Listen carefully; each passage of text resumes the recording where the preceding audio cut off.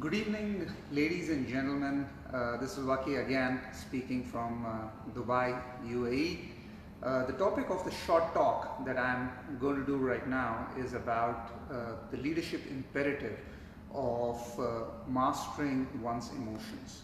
Now, in today's time, which is described by the experts as VUCA world, which is volatile, uncertain, chaotic, and ambiguous, there's a lot of change that is taking place. There's a lot of volatility that is happening all around us, and the impact of all that VUCA elements is that people are getting more and more stressed. So it is even more important in these times that we take care of our emotional health, our feelings, our emotions, our thoughts, then along with taking care of our bodies. So many of us, we follow certain levels of hygiene in taking care of our body. We wake up in the morning, we wash our face, we brush our teeth to ensure that the teeth don't develop a cavity.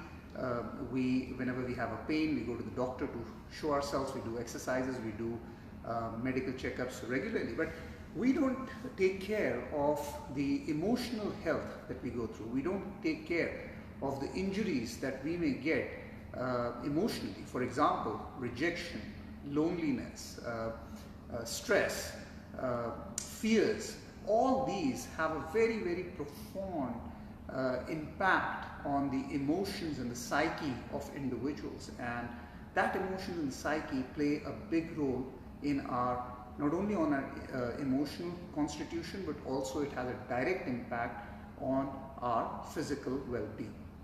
Now, this has been based upon research that the neuroscientists will tell you that the pathway for emotion, stress or injuries are the same as that of physical pain. So when they were doing one of the researches, they found out that people who were affected negatively emotionally, like they were nursing hurts, grudges or something, they had the same pathways as the pathways which are for the physical pain in the body.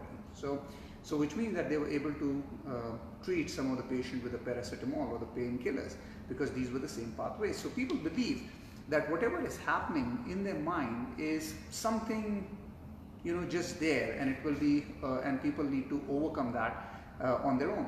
Nobody would tell you that if you were having a pain in the leg that you just walk the pain away. You were going to do something about it. People have issues with the knees, with the joints, with the issues, but they don't take it lightly, right? But when people have an emotional hurt to them, or they are carrying an emotional injury, we tell them that it's just in your mind, just take it off your mind.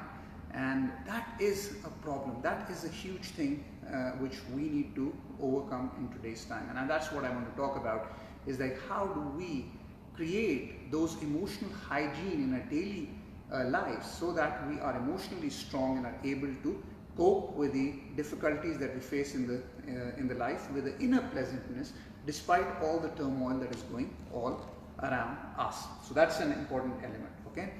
And this is even more important for leaders of today. Now, you're managing huge organization. There are people who are reporting to you. There are targets which have been given, which have to be delivered, and each year these targets become bigger and bigger. There's a greater level of competition. There is consumers are fighting for lower pricing. There are economic challenges in the marketplace, and to deliver on the results become more and more difficult. So those leaders are going to thrive in this tough times are the ones who are emotionally strong, who are pleasant from inside. And why is being emotionally strong so important? Emotionally strong doesn't mean that people don't have emotions. They don't have passion, compassion. They don't have like a feeling of courage, feeling of fear. They have this, but they don't allow their emotions to affect the objectivity of a particular situation. So they are able to keep their emotions on the side and yet make the decisions which are not affected by their emotions. And they are not being lost like Alice in Wonderland in their own quagmire of emotions inside, right? But they are able to focus on objectively on the task at hand. So that is an important element for leaders. And even more important than their own personal emotional well-being is taking care of the emotional well-being of the people who are reporting to them, people who are working with them, their partners in business, their the other functional leaders, even the leaders, the people who are reporting to them, 1 layer, 2 layer, 3 layer, 4 layer, 5 layers below them. How do they create an environment which is less stress, so the leader can take on takes the stress as a sponge, and who has good emotional maturity, and so that they are not also affecting their internals, but also not passing the pressure on to the organization and focusing them to work on the well-articulated strategies for the company to succeed. So that's a very important element, and I have seen it so many times in my career, at least in my career of 26 years. I didn't see so much or any emphasis being given in any of the training about like how do you cope with your emotions when you get stressed, what do you need to do. We understand that sometimes when the results are not given, it may cause rejection, so how do you come out of the rejection phase? When you're lonely, sometimes you might be sidelined, or your projects may not work the way they would, or you feel that there's a bit of a politicking and you're not part of that. So how do you get back into that? What are the emotional triggers that are needed to make a fight back and perform at a higher level? And those are the things that are not taught today. When we talk about leadership, what we are taught is there will be like strategic thinking. It will be about how do you develop a strategy, how do you do key performance measures, how can you improve your communication, how you lead an organization.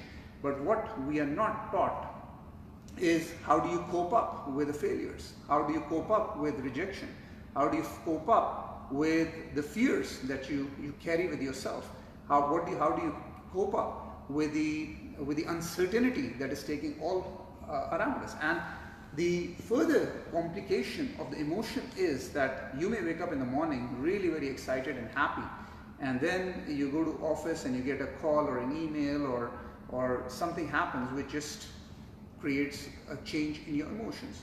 And that is why it is so important that at any point in time during the day when you're working, or even when you're not working, you're at home, you can have a pleasant demeanor, a pleasant level of emotions that you can have all the time, so that you can operate at peak performance. So that is something which I believe that a lot of people I know, they have not been practicing that. And I was trying to say, I've been thinking about it for quite some time, even for myself, and thinking about it like how we can improve our emotional well-being. And what I feel, and I'm going to share my own thoughts, is an emotional hygiene program. Just like you have a physical or personal hygiene program, where in a personal hygiene program, you do things such as brushing your teeth, taking a shower, oiling your hair so that it looks nice, or gelling it post shower. You exercise at least 3 or 4 times a week, eating right, sleeping well, and what else can I say? Maybe like dressing up in an appropriate way. All those type of elements are part of your personal hygiene that you follow, right? And if you have, you do your physical checkups, you have your own personal doctors, you try to look at what is my cholesterol level, what is my blood pressure, and all those elements are there. But the things which are causing all these elements to take place, we are not bothered about those, which is like, how is the stability of the human mind? Now the problem is with many of these societies that even if you think about a psychologist, people will say the person has gone crazy. And that is a problem, that the biggest thing which has the biggest impact on our physiology is our psychology. And we have no books, or at least to the common people, we don't have a way of coming up with like what are the hygiene and the standards that we need to follow to take care of our emotional well-being. And during a career, during the life, there will be many times, I said life is still like long, but even during the week, during a month, you'll encounter many days where you are the best thing after discovery of sliced bread, and other days where you feel like, why was I born? And the more older you become, the more challenges you see, and why do we see more challenges? Because the exuberance or the passion of the youth is declining, and you start to do the things on a repetitious basis, and when you're doing things on a repetitious basis, it becomes more and more boring, and along with boring, they seem more challenging in life. So how do you keep an eternal youth, which is not the subject of the discussion here, which we will talk sometimes else, but here is like, how do you take care of your emotions? That's important. So a few tips that I think which will be important for the leaders to have to consider in their lives as well as in the business would be that first, develop literacy of your emotions. You need to be emotional literate. What does it mean by being an emotionally literate individual? Is that you are able to understand the emotions that you are suffering from inside. So when people say I'm fine, it's a very normal way of meeting people. They say, how are you doing? They say, I'm doing very well. Now this is just a figure of speech, because no one is going to have, neither the people have the time to listen to what your problems are, and neither would you be telling anyone whom you meet that these are my issues that I'm facing. But you have to feel, because you're the person who will feel inside there's something wrong, something I'm not feeling good. If someone has rejected me, or my project hasn't worked, or I haven't been spoken to rightly, or some sort of resentment that is being caused inside you, you would know it. So first is the awareness that what are the things that are causing you that. I give you an example, but this can be a little bit more dramatic example.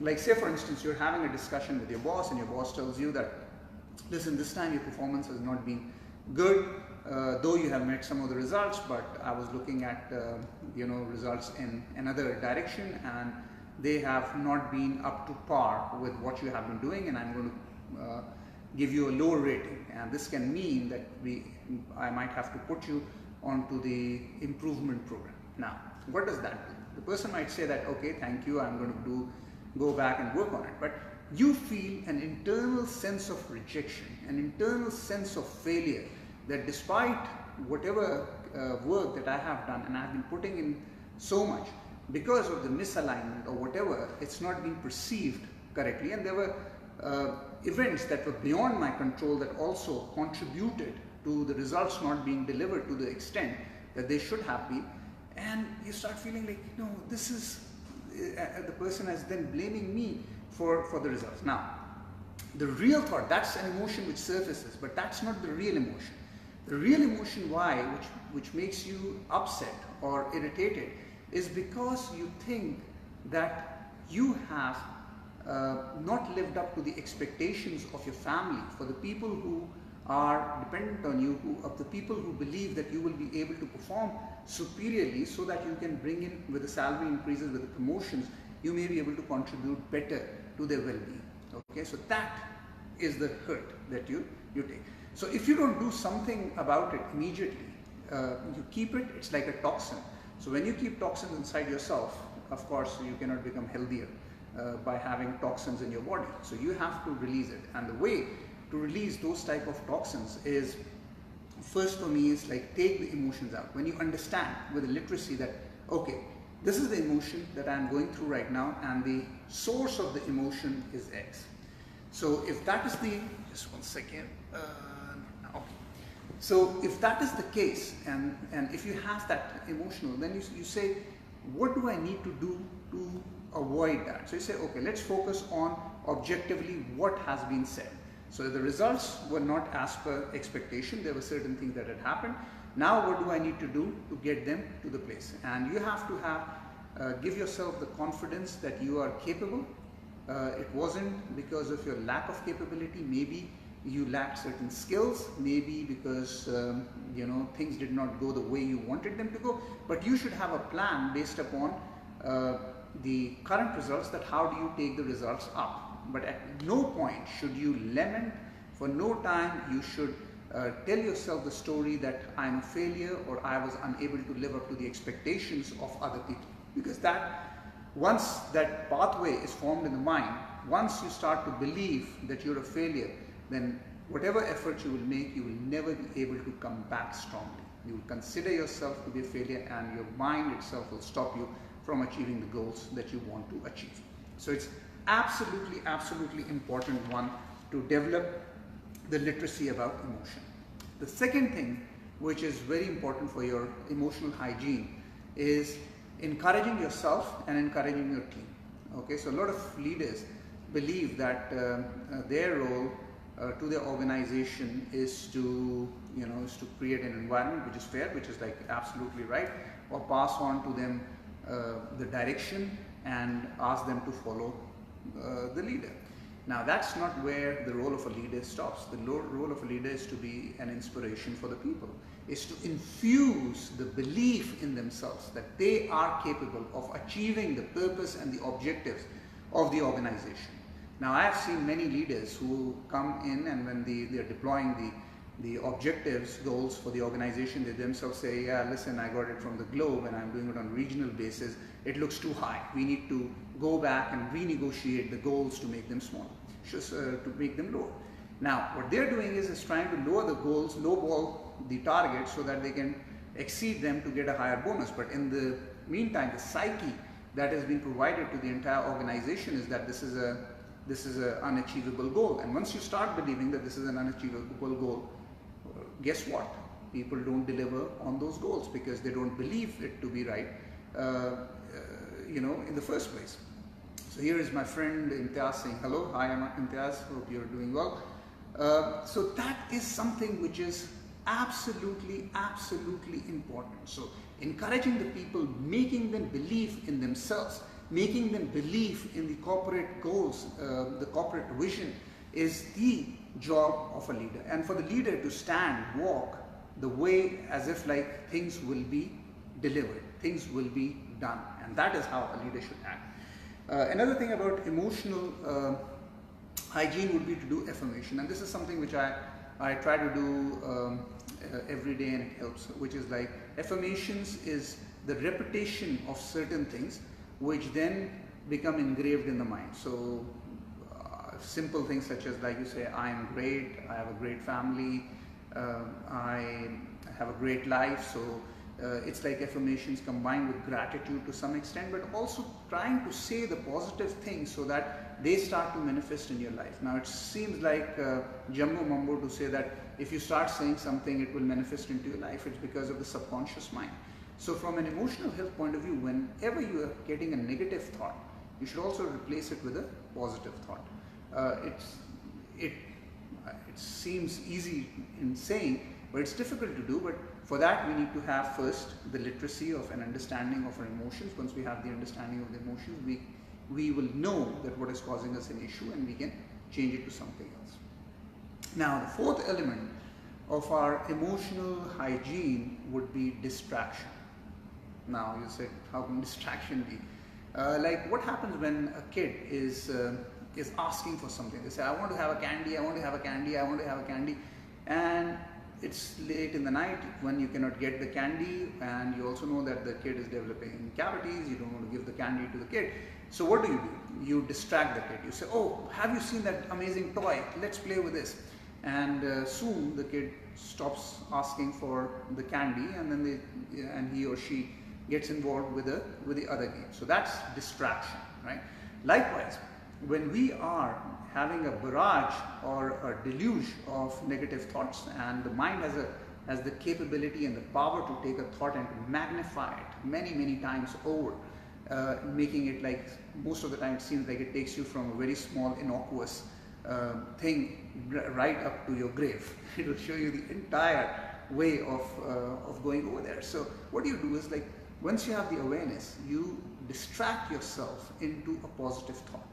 You change the thought in your mind, and once you stay with the thought for more than, say, half a minute or whatever, that thought becomes predominant in your mind, and the monkey mind starts to focus on that instead of the negative thought that it had previously. So you can, through distraction, you can also improve your emotional well-being. So it's a very good principle of emotional hygiene to use distraction in your lives from negative thoughts. Okay. Another one which is very important is, of course, meditation. Meditation is more the exercise of the mind through breathing, through sitting and meditating. It's like so powerful. If you can do 15 minutes in the morning and 15 minutes in the night, it can truly change the way you have your outlook on life, the way you approach your blood pressure would go down, your physiology will improve, You will be able to look at things more objectively, and you will be able to achieve much more than before doing the meditation or the breathing exercises. They are very, very good for your physiology as well. The next hygiene is the story that you tell yourself. So each one of us is the author of our own story. In the journey of life, we are writing our own stories, and these stories are the stories that we tell ourselves. So some people are saying, I'm lonely, I don't have anything in this time of my life, I have been left alone. And other people may have, I never got the love that I wanted to have in my life, I don't have the money and now I'm getting poorer, or I'm getting older, it's more difficult. It's all the stories that you want to tell yourself, and those stories become your reality in life. And this is the way that you operate in life, is completely based upon the stories that you have told yourself. So be careful of what you're saying, and I monitor this even on social media. I look at many of my family, my friends posts that they put onto the social media, and you can understand that the emotional turmoil that they might be going through, they might not reflect it. But if you are sensitive enough and you know the individuals well, you will know that they are going through turmoil. The issue is, in today's time, it's also become so difficult to help any person, because unless you have established a very close bonds with them and you're face to face, it makes it easier to use the right words to explain to them the issue that they're facing. Otherwise, the level of intolerance has also gone more, and people don't even want to get any help or support, and that's becoming a bigger and bigger issue. But people need to think about it, and they are being affected. One thing is good to speak about it and to do something about it. Something about it meaning like something positive about changing your own emotions, understanding what is going wrong with them. How do you can make yourself more stronger? When you're down, that's the time when you have to be emotionally even more strong. When you're lonely, that is the time. When you have been off a particular relationship, that's the time you need support. You need to take care of the injury that has been caused to your emotions. You have to take care of it. It's like when you break a leg, you go in and get yourself a cast, and then you put the leg for a month or so in the cast, and you walk like in a limping manner. But taking a big hit, like the passing away of someone close, or a divorce, or being fired, or being rejected on something on which you have been working, these have a huge emotional impact. But I have not seen people going and referring to a psychologist or trying to do something to overcome those elements. We believe that, okay, time will heal it itself. Yeah, if that was the case, then don't get your feet also fixed. Time will heal it for itself. We don't say that, right? If someone is suffering from cold, you don't say time will heal it itself, though actually there's no cure for cold. It's normal. Even the antibiotics you get is for not for the cold itself, but for the other complication that it may cause. But my point is, we don't take so much attention on the emotional hygiene which we should be paying. So have that element as well in your mind. Now another one, if I miss something, stories we tell. And the other element would be that we need to balance the different levels of well-being: social, emotional, physical, spiritual, and material. So the more we are thinking about all of those and we're living a balanced life, our emotions remain calm. And with the emotions, the important thing to note is not that you should be happy all the time. People believe that individuals should be like laughing all the time. I don't think that's right, and it's all contrived. It cannot be natural. The natural state for all of us is to be pleasant from inside. We see the situation as the situation is. If a situation is sad, we feel that, yeah, it is sad. If a situation is happy, we become happy. But in no stage we allow the external turmoil to affect the inner constitution of our emotion. That is the essence of all what I'm saying. It should be like, there will be times you'll be sad, there will be times you'll be happy, there will be times that you'll be angry even. But to have a control on those emotions, that you don't allow them to overwhelm you in a way that it can affect your relationships, it can affect your career, it can affect the beautiful relationship you have with with the people, or you allow them to become so bad that starts to affect your physiology. Okay, so now if we think about it, like, so we talked about the emotions, we talked about the emotional hygiene. Then I want to focus here on two more things. One is like why we act the way we do, and number two is what are the elements that create our inner emotional makeup. Okay, so let's talk about the first thing, which is about like why, what are our emotions affected by most. So the two elements which I talked in my previous talk as well, one is the standards that we create for ourselves, and the second is the expectations that we have. So if we have really high standards of ourselves, then things don't come up, or the results don't match with the expectation or with the standard that we have. It causes a dissonance and we feel bad from inside. So that is one. And same is the case with the expectations. You have expectations of your people, from organization, children, parents, spouse, whoever.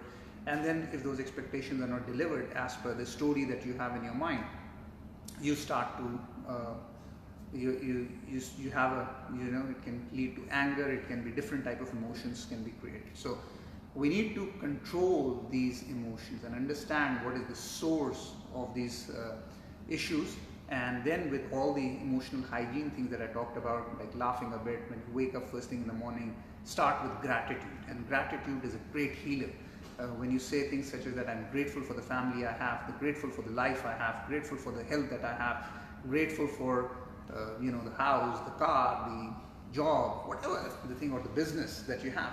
That gratitude in itself make you look at the good things that you have in your life. So you're not focusing on the glass half full or the things that you don't have. So that gives you power, emotional strength inside, that there is a lot of good things that are happening in my life, and there are certain things which are not so great, but we are going to make those great as well.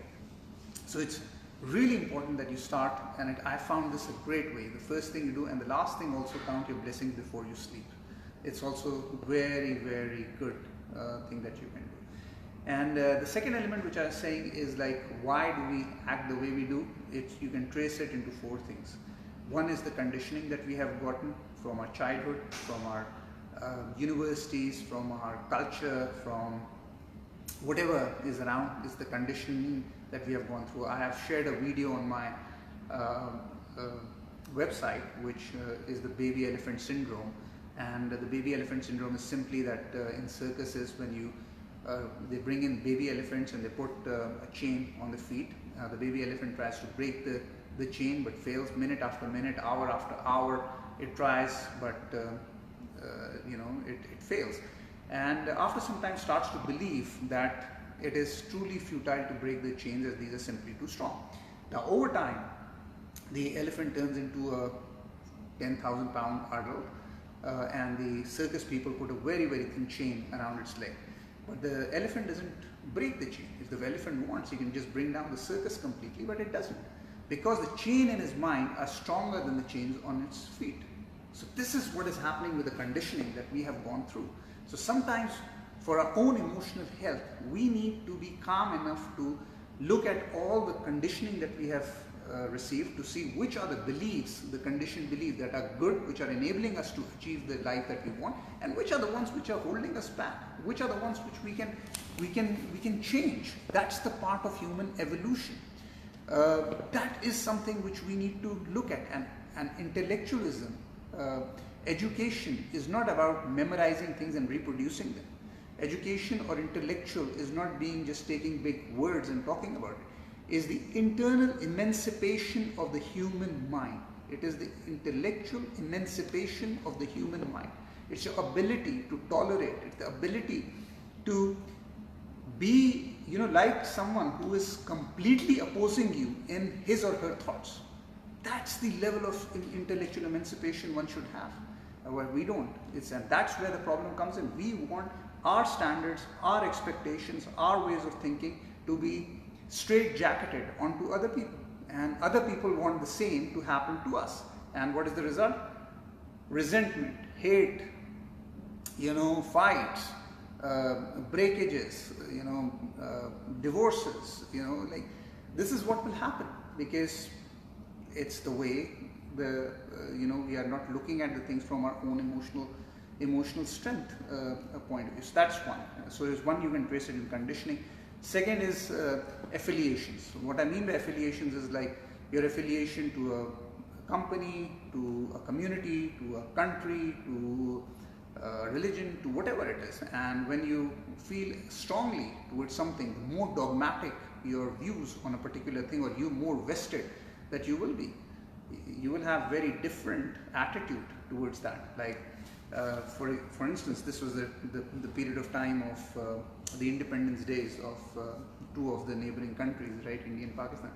So you will see that those who are vested with one will be so happy and they'll be rejoicing because, and then they may even say something bad to the other one. Now there's no need for that, but that happens because you're vested in a particular place. Just because you were born in one side, you could have been born in another side also. So people need to understand that how the affiliations, if the affiliations are good and they are doing something good because of the emotional support, they're doing good for your emotional well-being, for you achieving things, or they provide you a comfort, that's good. But some of the things taken too far can be also a problem. Now the third thing where it comes from is the story you tell yourself all the time.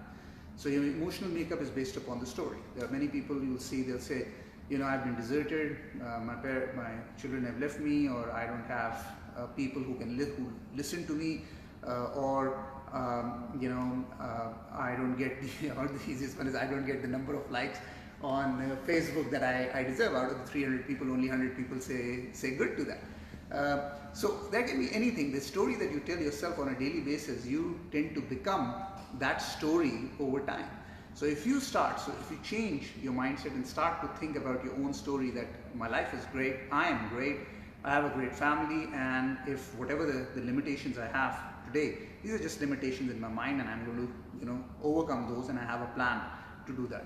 So knowing your story is very important, the story that we tell, because this is something which is not taught in our schools. We are just rather forced to follow what the teacher has taught us. They will never accept an answer which is different.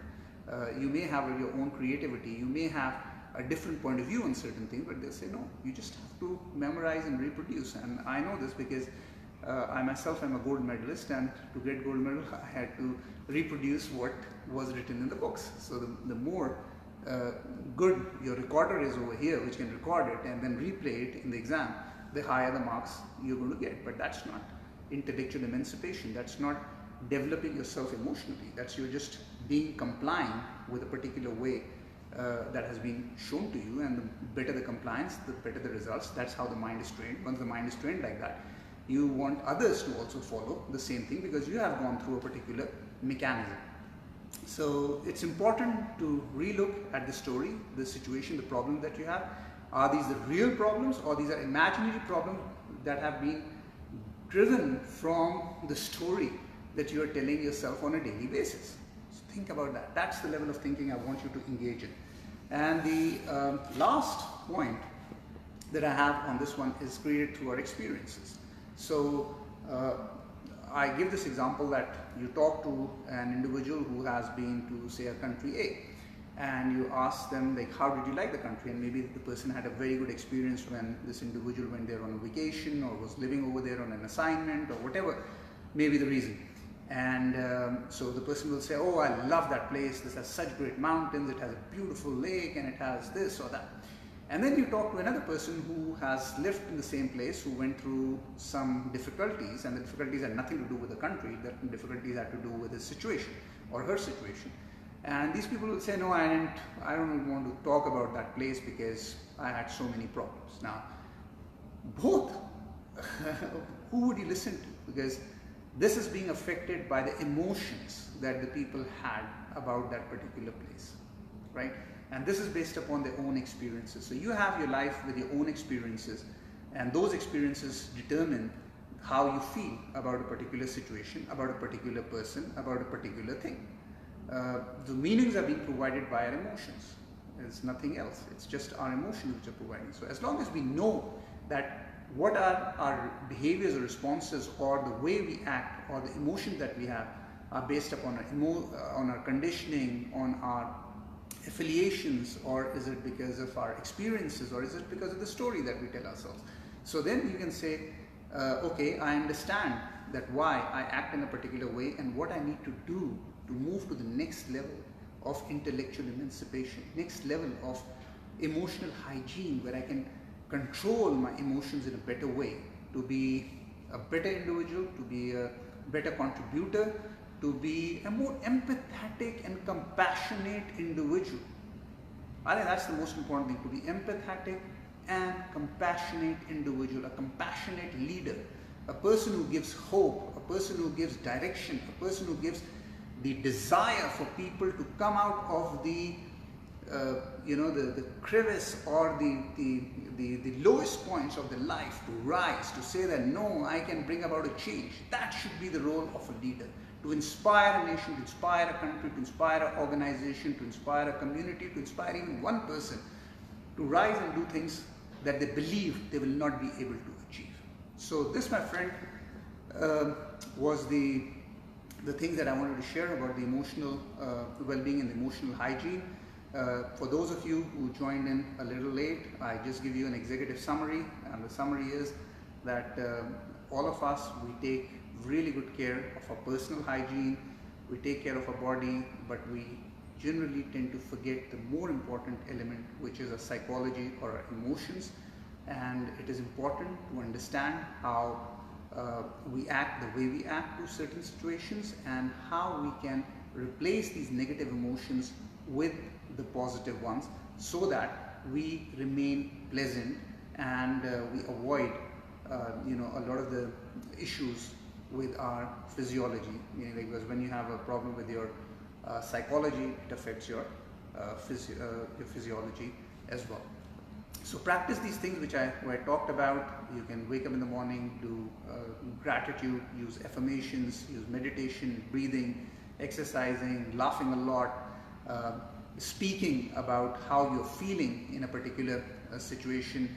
You express yourself, change the story that you tell yourself when you look at yourself in the mirror. What is the story that you're telling yourself? And try to bring in more positive. I've seen a lot of people follow, especially from the place I come, it's more about criticism, critical about people, critical about opinions, critical about the point of views, as if like there is a special certificate that will be given if the more critical you can become. Wouldn't it be great that instead of criticizing, we find the good in other people? And I'm not trying to be like an angel here, no. It's like finding the good in other people. You are giving them hope that they can do something good. And once you tell them that they are so great, they will themselves look at themselves and find that what are the opportunities that they have, and they are going to suppress those. So instead of criticizing, what it does is that it brings out emotions of hate, emotions of resentment, and that is not what you want from your friends, from your community, from your family. So it's like, and sometimes I do a very small game in close friends, is like saying 3 good things about the person, right? And we go into a circle and you cannot say anything bad. And at the end, people initially are very skeptical. They say, why should we, it doesn't make any sense. Because people are used to just saying, criticizing people, even amongst friends. But when you start saying good things, you realize that, oh my God, these people think so many great things about me. And they genuinely are interested in my well-being. And it just changes the ambience. It just changes the way you look at the people, right? So it's important to do those type of things, have the hygiene in place to keep our emotions pristine, our feelings clean, and our inside pleasant all the time. So with that, that's what I want to talk about. If you have any thoughts, any questions, any points which could be beneficial for everyone, please share. Okay, I want to thank one other person who gave a very good comment here. Thank you so much. Very encouraging, enriching, and energizing talk. Okay, good. Thank you so much. Any thought, any questions? Or you guys are already the nirvana of emotional hygiene and emotional strength.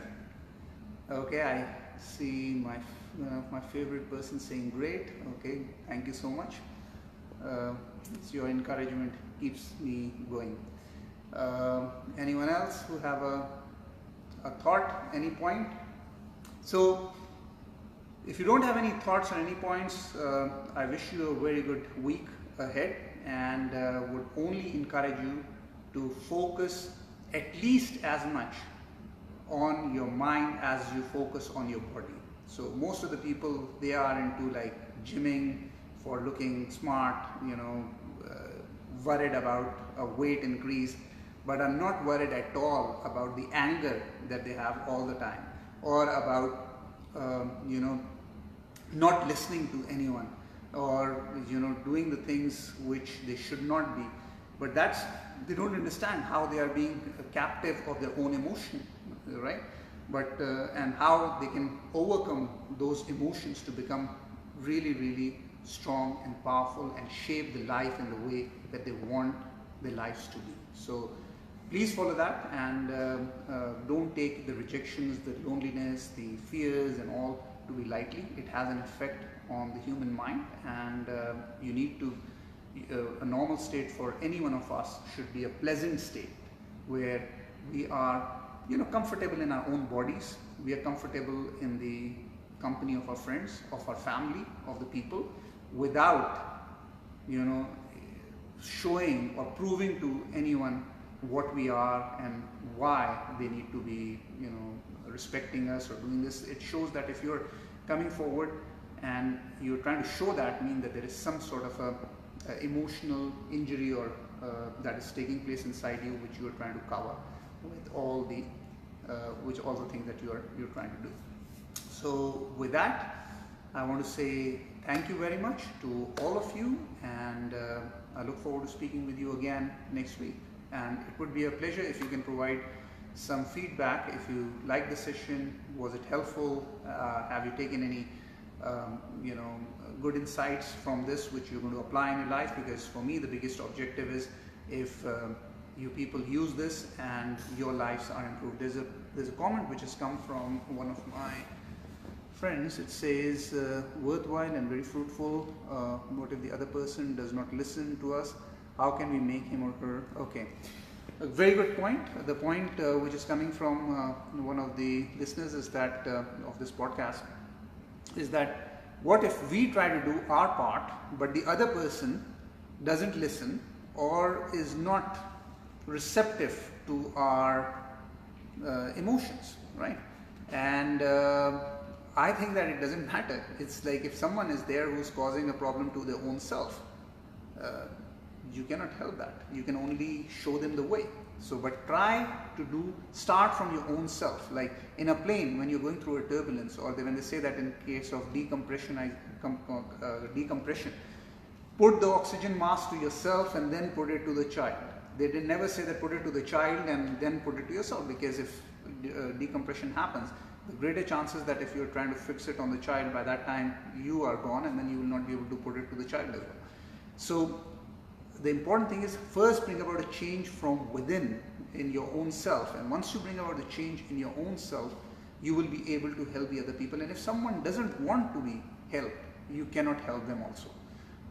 But I think you can show them by role modeling what it can be, what life can be, and what you are suggesting to them, right? So that's important. Each one has their own life, own journeys. I hope I answered your question. There's another one.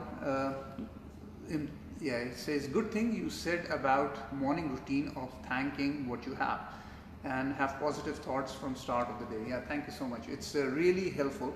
A lot of people, when I was working or now in my business, they tell me that you generally have this sense of energy and you generally are happy. And I tell them that happiness is a choice, and people sometimes get surprised that they say, how can it be a choice? Either you're happy or not happy. I don't think happiness has something to do with external situations. There can be some situations which can be really sorrowful, that loss of a loved one, or maybe on a day you lose a lot of money on the stock exchange, but that even is a situation, no? It's like poor decision that you have made which causes you to have a loss. So the important thing for us is to choose to be happy, to see the positives that are happening in a life, and the negatives that have happened, try to overcome those as quickly as possible so that we remain happy throughout. So that's what I would suggest to you as well. And I know you're a very, very motivating and an inspiring individual yourself. So I think try that, and thanking is always great. Even when prayers, what do? We are thanking, no? So it's like, it's an important thing that we have to thank each other, which is becoming also a rarity for most of the people. No one thanks each other because they feel that if I thank someone or give gratitude, my level becomes lower in front of the other person. It's a fallacy, it's a completely mistaken idea. The more stronger you are emotionally, the more stronger you are as an individual, the more flexible, the more compassionate you would be as an individual. So that's what I would say. Any other thought, any other point that you want to share? So it's Smile. Hi Smile, how are you? Joined a little late, but maybe you can watch the recorded version. Any other person who wants to have any thought, any ideas that you want to share on the subject? If not, then please practice the emotional hygiene. Make it as important as the physical or personal hygiene that you have in your life. Laugh a lot, hug a lot, give energy, take positive energy, meditate, breathe, exercise, spread love, spread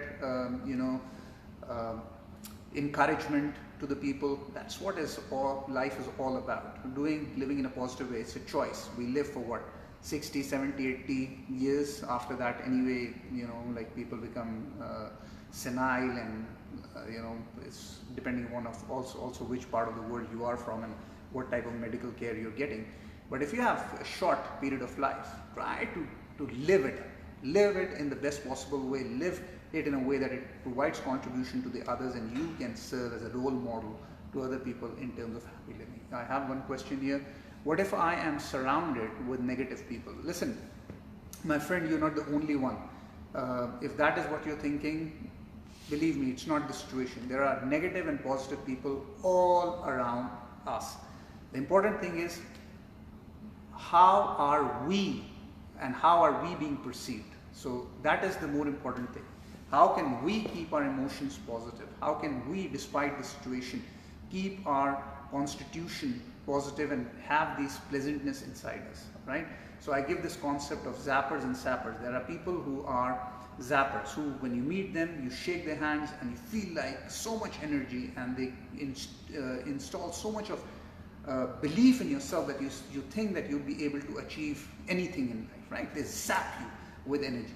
Then you meet certain people and you feel like, why was I born? Right? Really, what was the purpose of my parents to bring me into this world? There's no purpose, there's no reason for living. So there will be like these negative people that you talk about, there will be sappers. So you have to be aware of the sappers and don't engage too actively with them. But try to become a zapper for other people. That other people should seek you when they are down. They seek you because you are a zapper. You can zap them to bring them down, to bring them up from a position that they have been, right? You talk always positive. You give them encouragement. You give them hope. You give them the desire to live the life. That's the role of a zapper. So if other people are negative, we cannot become negative because others are negative. It's our life. We get to live only once, and I'm not going to waste my life because someone else has decided or chosen to waste their life, right? That's how you have to think about it. You can help them to the extent that they want to listen. If they don't, that's a choice that they make with their life, right? So, but don't allow the external circumstances, the external situations to create a turmoil or turbulence inside yourselves. But a brilliant question. Thank you so much for asking that. Any other final thoughts before we say goodbye? Okay, in that case, as no one is saying anything. I'm going to publish this talk for, I think it's for 24 hours or whatever, on Instagram, and Facebook it remains for a couple of days. If you have any thoughts which come later, please share those with me, because when we share our thoughts is when we develop and grow as a community, as friends, as you know, as people. So great to have you all on the podcast, and I look forward to seeing you soon, very soon. So have a great day. Bye bye. Sign.